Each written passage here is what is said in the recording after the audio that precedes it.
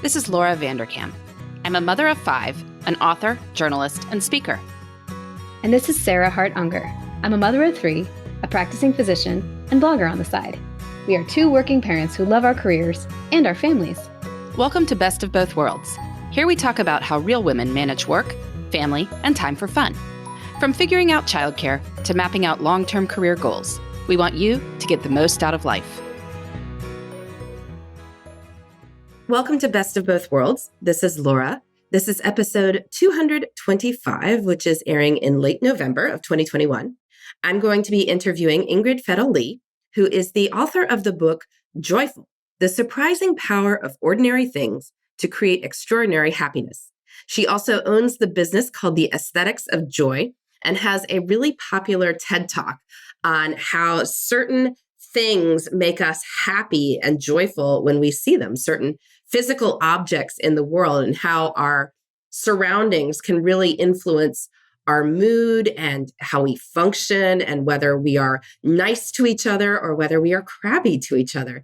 Just fascinating stuff. It turns out that if you're in a drab office, you are probably not going to be functioning as your best self. So you watched her TED Talk, right, Sarah? Yeah, I loved it. I found it very interesting.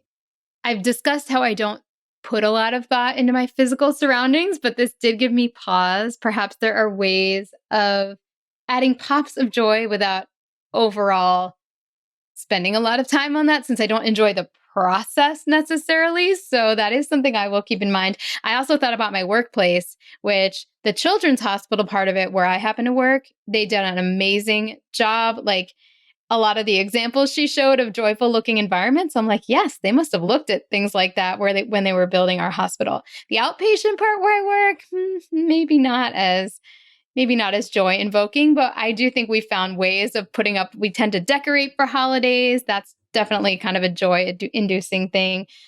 We've added color and stuff where we can. My office, actually, somebody gave me some wooden custom letters that are like rainbow colored, that are my initials, and I put them up on the wall. And I was thinking about it, and I'm like, that's definitely what, if anything, is like a focal point in my office, adding a little bit of joy. It's that. So yeah, really thought-provoking talk. I'm so excited to hear this interview. Yeah, no, she has a lot of interesting things to say about, color and shape and abundance. Those are all things that can induce joy. I've been thinking about that too as I've been decorating my new house. I mean, I'm always going to be something of a muted, neutral kind of person. I'm fine with little pops of color. I'm not going to put, huge bright colors all over any sort of wall. But many of our bedrooms are this shade, I think it's iceberg blue, Benjamin Moore. And it's this really beautiful light blue. And I think that that's going to be a definite joy-inducing color as I look at it, because it's calm, but it's not like white. There's something to it that brings in a bit of joy. And this is airing in late November. We're recording it in early November, which is when the leaves are still at their peak color here in Pennsylvania.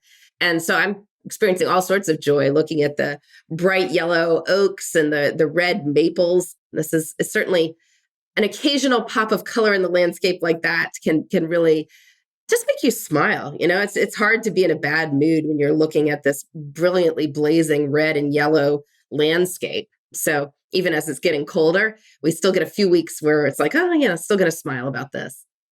I still remember a walk I took with the kids like a few months ago when we went outside specifically because there was like a giant vivid rainbow. I'm like, we have to go out and like experience this and like see it. And it was just so like, there's just something so human about that. And so like, there must be some evolutionary pressure that makes us, and that's part of her work. And I think that's so fascinating. And yeah. I'm jealous of your leaves. Why we all love rainbows together. That she uses that as an example as well. Well, let's go ahead and hear from Ingrid about what she has to say. Well, Sarah and I are so excited to welcome Ingrid to the program. Ingrid, could you introduce yourself?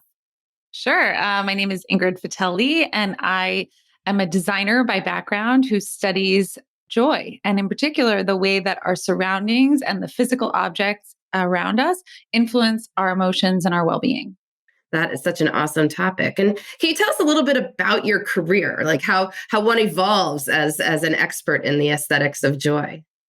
Yeah, it's a funny question because if my like 8-year-old self knew that I was going to grow up and study joy for a living, she would be like, nah, that doesn't exist. That's not real. I was a English creative writing major. I went and spent some time in the world of market research and branding. So I spent a lot of time studying human behavior. And then I decided to go back to school for industrial design. And so it was while I was getting my master's in industrial design that a professor made this offhand comment. But of course, often it's those offhand comments that end up being really important.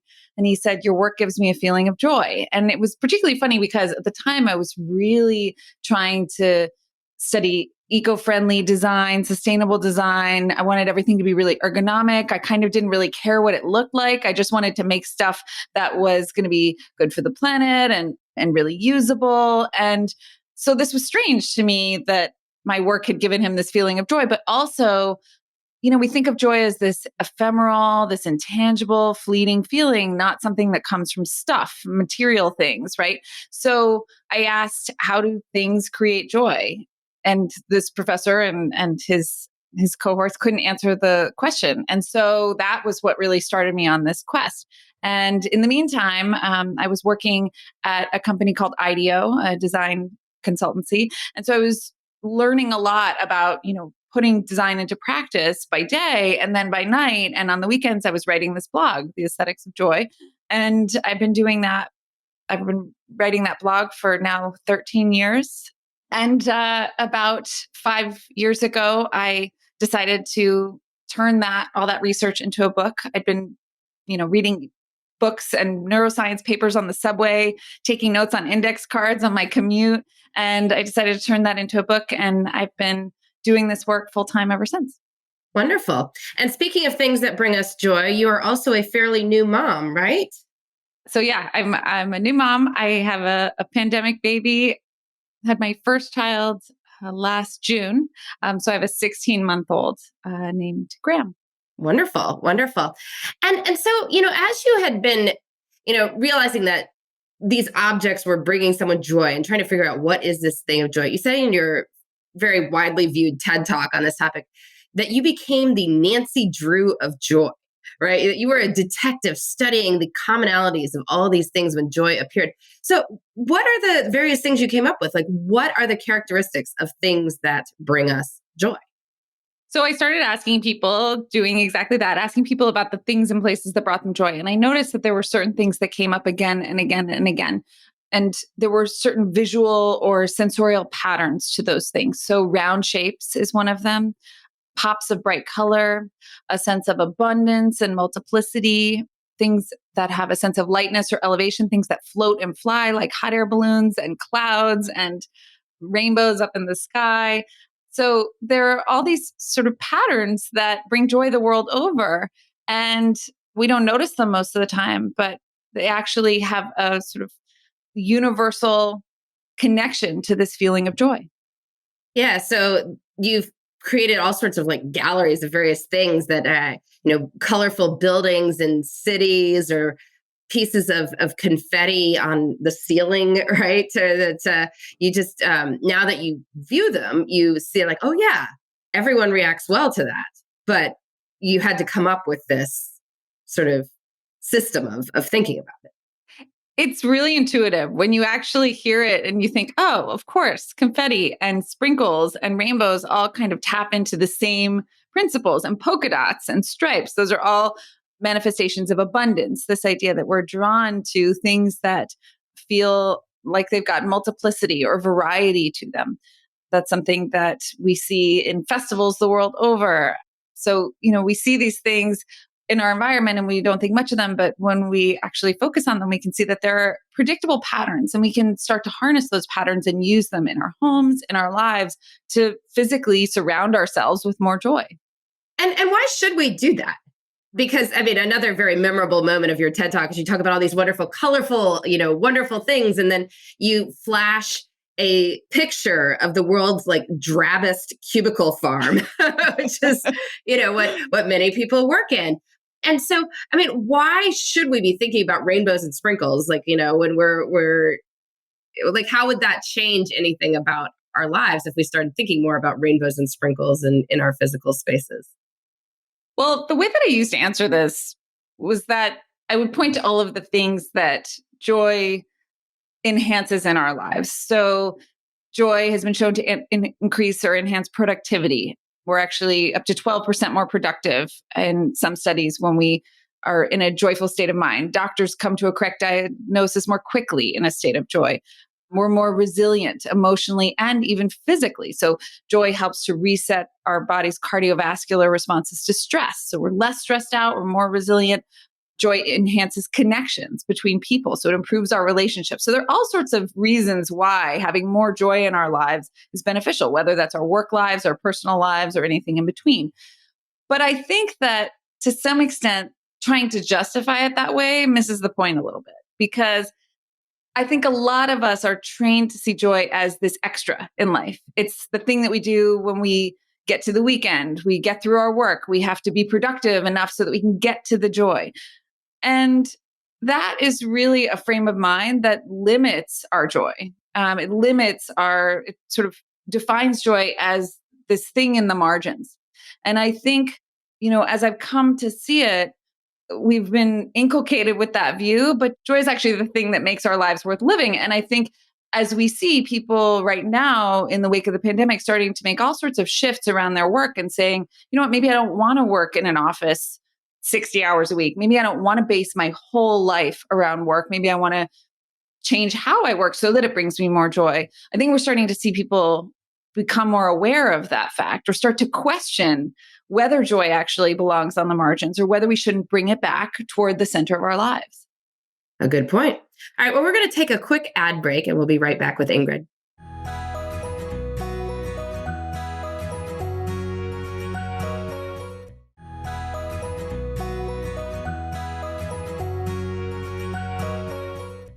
I'm here with Ingrid Fetell, who is the author of the book Joyful: The Surprising Power of Ordinary Things to Create Extraordinary Happiness. She also owns the business The Aesthetics of Joy, has a very widely viewed TED Talk on finding joy in everyday things. So definitely recommend that our listeners go check that out.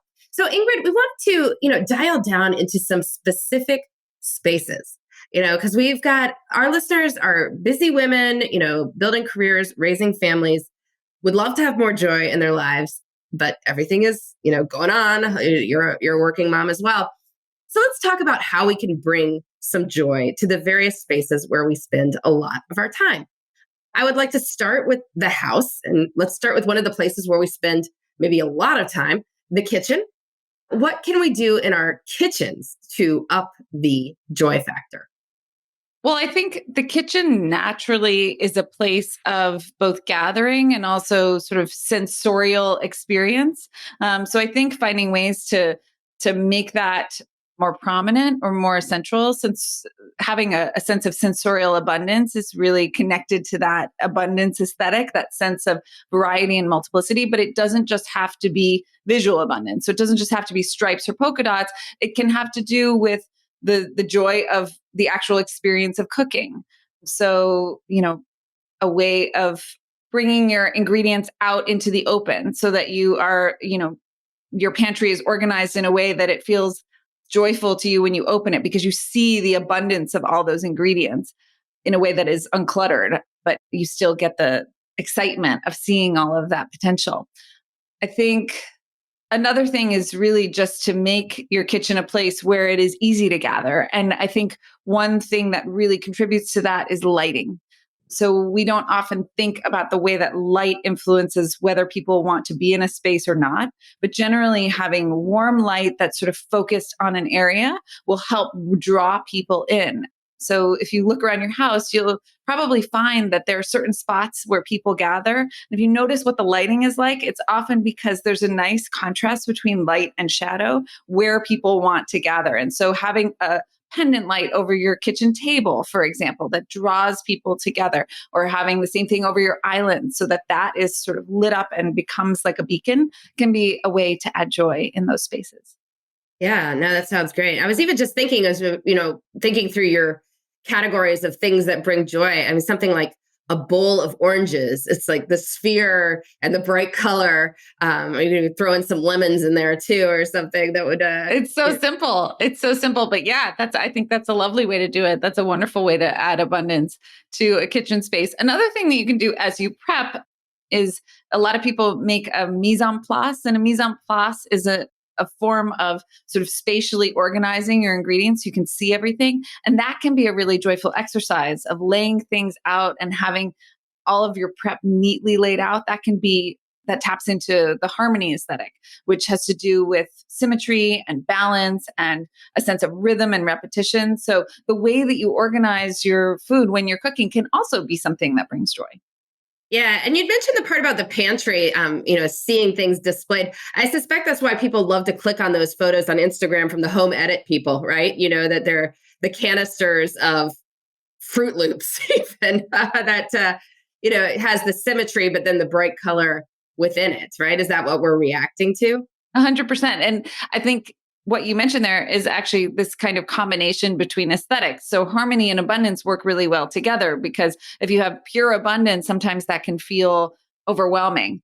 But if you have harmony imposed on abundance, then you have all of the joy of this sense of variety, but you have it contained within this very clear structure. And that tension is really joyful to us. Excellent. All right, let's move to the home office. So many of us have been working at home for 20 months or so now, often in repurposed corners of cluttered guest bedrooms and such. So what can we do to make our home offices feel more joyful? I think the number one thing here is to add something green. Have a plant or some element of greenery in your space. It can even be artificial. It doesn't necessarily have to be a living plant. If you don't have a green thumb and you're worried about keeping a plant alive, even an artificial plant will help.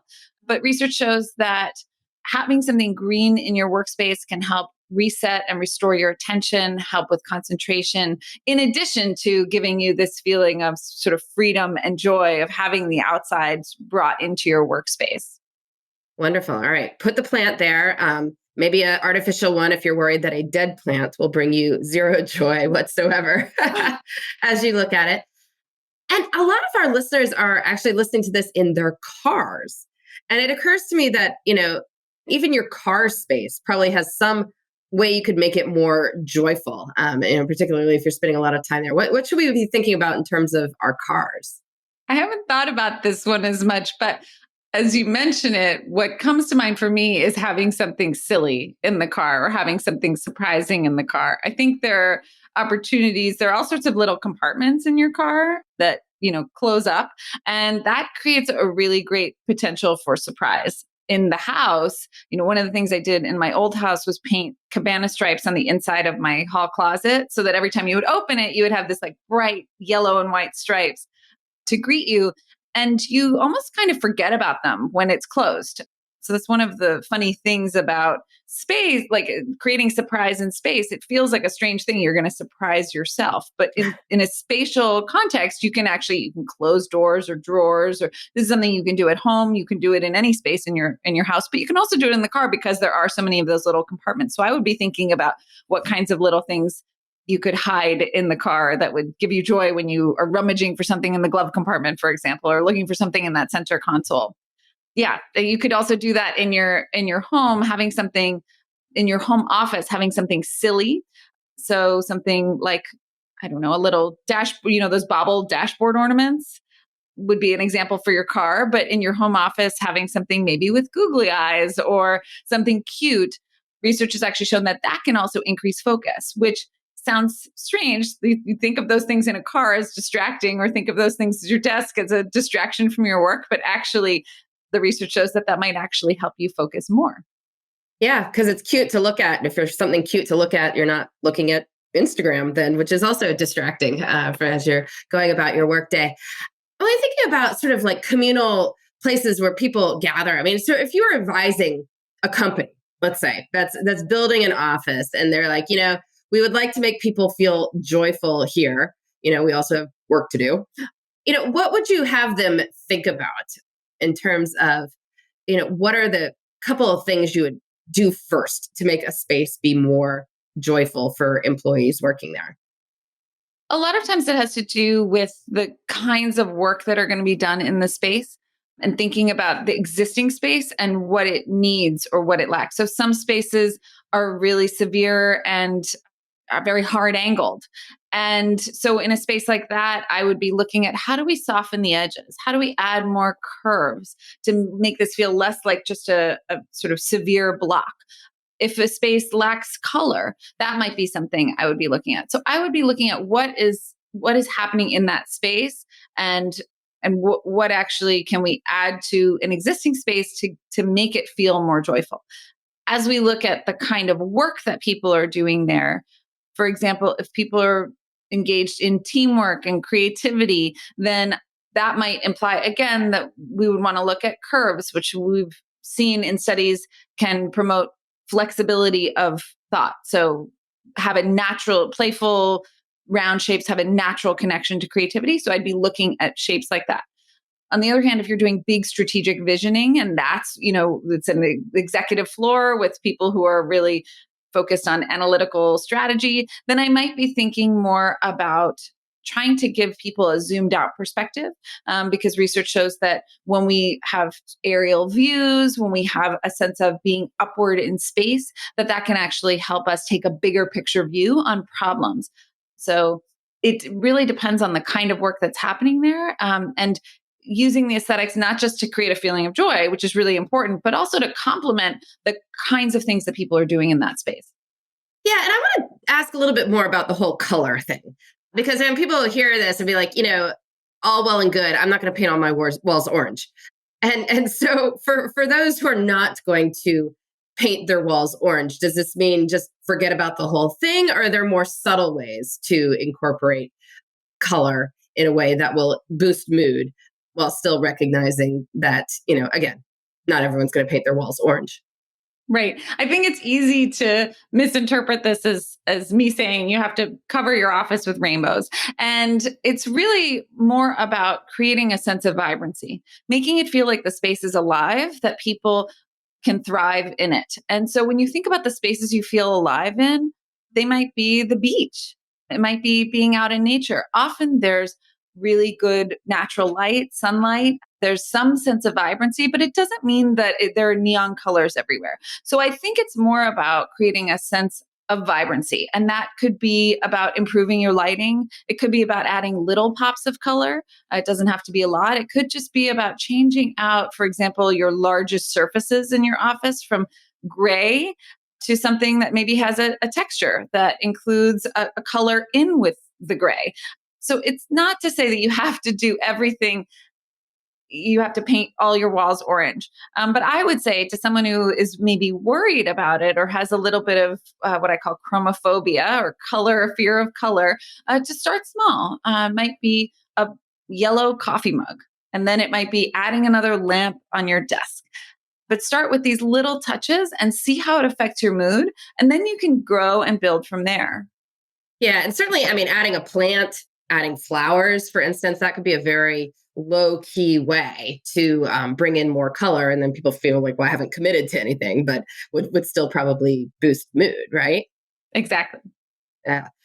So you have recently moved to a new house that you're in the process of redecorating, correct? Yeah. Mm-hmm. So first, when an expert on the aesthetics of joy is house hunting, like, what does that even look like when you walk into most houses? Like, what are you thinking as you see most of these places? It's a pain in the butt for everyone involved, I think. Yes. I'll be honest. I'm not the easiest house hunter, but I'm pretty clear, which is good. I generally can walk into a place and know very quickly whether it feels like something I could live in or not. We all have an intuition for how a space feels to us and what feels good in a space. And I think that we have lost touch with it because we are constantly being fed imagery of what a good or a perfect space is. And so we're constantly being bombarded with that imagery. And it's hard to tune into what feels good. If you think back to, let's say, maybe it was your grandparents' house or a house of a friend you went to as a child, there's always somewhere in your memory that you can reach back to of a home that felt good. And it probably wasn't picture perfect. It just felt good. And when you can start to look back at those homes or those places and you can say, what is it about these places that feels good to me? That is sort of the beginning of understanding, whether a house is going to feel good. So for me, there are a few features that I know feel good. Light is always going to be the most important thing because it's one thing that's really hard to change. So if you're buying a house, this is something you're going to be living with for a long time. Another thing that is really important to me is it's very specific, but having a circle in the home. I actually learned about this from a designer named Guylaine Vignas, and she pointed out to me that circles in a home feel really good. And what that means is that you have rooms that interconnect where you could actually walk in a circle through the home. So you could walk from the kitchen to the dining room to the entryway and back around. Any home that has one of those circles in it feels really playful for some reason. If you had one of those as a kid, you could probably remember playing tag or some kind of game in a home like that. So that always is something that I look for because I think that's something that makes a home feel really good. And then as you purchased your home and you've been, renovating, I can see behind you that you have half of a wall of wallpaper currently. It is very colorful wallpaper. I'd like to assure our listeners that it is bright and patterned. How have you gone around selecting what you're going to put in the walls? I mean, just very curious to hear about the design process. My co-host Sarah and I are both moving into new homes in January. And so I would just love to hear about how you've been going about doing that. Well, it's different every time, actually. This is the third home that we've done some kind of work to. And each time the process is a little bit different, but I've learned a lot over the past few years. And in this instance, partially because of the pandemic and partially because I just kind of wanted a little bit more time, I've really been taking my time with this process and going one room at a time. I teach a course on designing a joyful home, and I feel that in the course, I teach a methodology of going room by room. And I think that going room by room is really powerful because it gives you the sense of completion of having one space completely done before you start to if you do a little bit here and there, then you feel like it's never done. Whereas if you go room by room and you finish one room at a time, you get the feeling of satisfaction of having your room complete. I think for me, the process always starts with looking at how I want to feel in the space. So this is my office that I'm in right now. And for me, abundance was a big part of it. So I look at the aesthetics of joy and I say, okay, well, what aesthetics connect to how I want to feel in this space? And for me, abundance was a big one because it's a place of creativity. It's a place of ideas. And I know that I think best in those kinds of environments. And so wallpaper was a big part of that. Also, painting my trim so that it really felt like this enveloping space. And then once you have that foundation, you can start to bridge to different colors and different spaces, but you have a fundamental set of ideas and it's all connected to how you actually want to live in that space. Excellent. Excellent. And can it be done cheaply? And are there ways that we can, add joy without spending too much money? Well, I think, again, a lot of us have been conditioned to feel like we need our spaces to be picture perfect. And it's just, there is no perfect space. I know that Pinterest wants to make us believe that there is, but there really is no perfect space. And so when you let go of perfection and you use joy as your guidepost, it frees you up. Because you no longer have to make sure that I think it can be very paralyzing if you think, oh my God, I have to get the exact right paint color for this wallpaper. And if I don't get it, then I'm going to have this really ugly, it's not going to be right because it's not going to be perfect. So if you let go of that and you say, does this color bring me joy? Does this color make me feel good? It's very liberating and it frees you up to not have to fix all the problems. So one of the things that I think can really help from a cost perspective is to focus on moments that matter. So instead of thinking about everything in your home as equally important, think about where are the places you spend the most time? What are the things you want to have happen in a space? So for example, in your bedroom, do you just really want a space where you can read a book and be cozy? And if that's the case, then maybe it's your corner with your reading chair and you invest in that moment, in that space and making that moment possible. And the rest of it isn't so important. And the rest of it fades into the background. So instead of thinking about it like a picture that I'm going to have to take where everything's going to have to be perfect, think about it as a moment in your life and how you want that moment to feel. And I think that really helps from a cost perspective. Very good advice. Well, Ingrid, we always live in with a love of the week. This is something that we are really enjoying. So I can go first. In the introduction, Sarah and I talked about fall color and how, we're recording this in early November, and here where I live in Pennsylvania, the fall colors are at their peaks. And I'm just loving looking at Japanese maples, which are just the most brilliant red color right now. And many times of the year, you don't get those bright colors in nature. There's like 2 weeks in April and 3 weeks in October and the beginning of November where you get those colors. And this is one of them. And so I'm really enjoying seeing reds that are about the color of the sweater that Ingrid is wearing. And I can see on the video, you guys can't see, but trust me, it's a beautiful, bright, brilliant red. And that's all over the place right now. So that's what I'm loving this week. I love it. Mine is maybe a little bit more serious, but I have been listening to Bessel van der Kolk's The Body Keeps the Score while I do wallpapering and painting in my office. And it's a book that I started a long time ago, but I was never able to finish. And for those who are not familiar with it, it's a book about trauma and the way that all of his research on how we heal trauma and how we come back from trauma. And I have to say it's a difficult listen, but I have been loving it because it really speaks to a lot of what my work talks about on the lighter side, which is about the connection between our body and our surroundings and our mind and how those three things work as kind of a system. And he's talking about it from a place of deeper struggle and trauma, but they sort of come together for me in this really beautiful way. So that's my love of the week.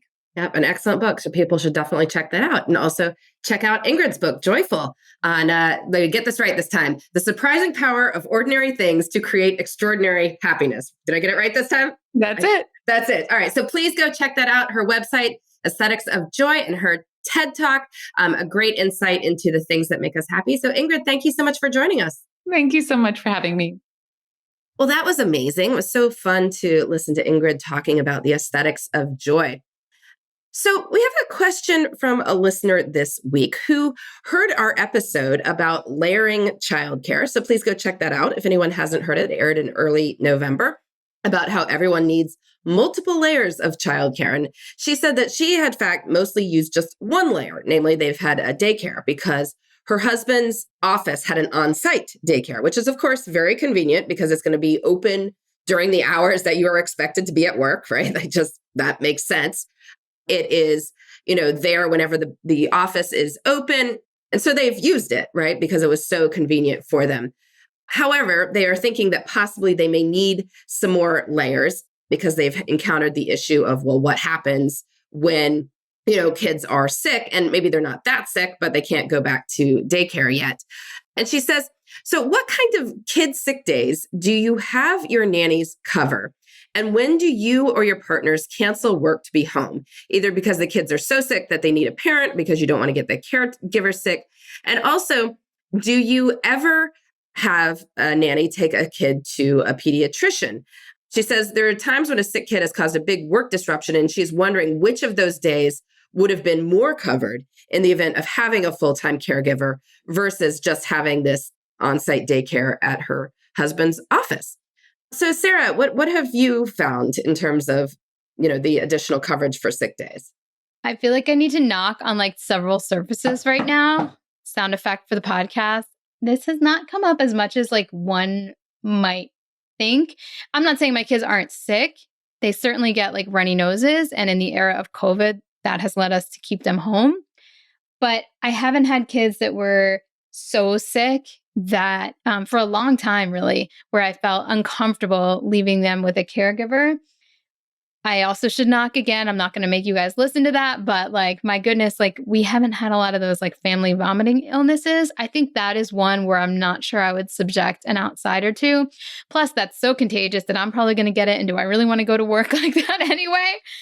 But for the more common, simple respiratory illnesses, our nanny has been fine to work. Usually by the time the kid has a fever and is sick enough, they've already been exposed anyway. So it's less of a, oh my gosh, we have to protect this other person. I also recognize the privilege in this that my kids don't have underlying diagnoses. I mean, my patients with like type 1 diabetes, if their child is sick, it's usually the parent has to stay home because it's just things can come up and the management's complicated and they're just not going to trust a caregiver to be able to handle that. So there are scenarios where this is incredibly challenging, but for us, it hasn't been so bad. Now, in terms of going to appointments, if I think a kid is sick enough to like go to a doctor because I don't know what's going on or need some help, I generally try to go unless I had some big work thing. I just figure stuff out and at least go to the appointment, even if I can't be with the child all day. I have on a rare occasion sent a kid if I'm like, okay, they're completely fine, but I know they just need a strep swab. I have sent her with our nanny, like with instructions to be like, can you just get them to do a strep swab? And then, we find out if they have strep. And usually it's because I suspect they do and just want proof or something like that. Yeah. And I have sent our nanny to routine like dental visits and stuff like that. And it's been fine. I'd love to be there for all of them. My husband is almost never able to help with any of them. And so with 3 kids and they all have eye appointments, they all have dentists, they all have doctor, like every once in a while, there's one that I just can't make. I'm flexible to a point, but like one kid had to have a cavity filled and I couldn't make it a couple weeks ago and it was fine. Yeah. And I would also point out in terms of, Sarah actually is a pediatrician, so she may know what the kid has and so feels more comfortable sending somebody for a routine visit, for a routine chest or whatever, because she does in fact know what they have, right? So it's just more of a confirmation with the child's actual medical team than anything else. I think that'd be harder for a lot of other people to do because they wouldn't have that same level of knowledge and certainty on the diagnosis. And so I think for many people, it would be harder to get their heads around doing that because of their own lack of medical training and that. So I think we only had once where like a grandma took a kid to the doctor because something came up and Michael and I were both traveling. And that's, just what had to happen, that somebody had to go for something acute that had happened while we were both gone.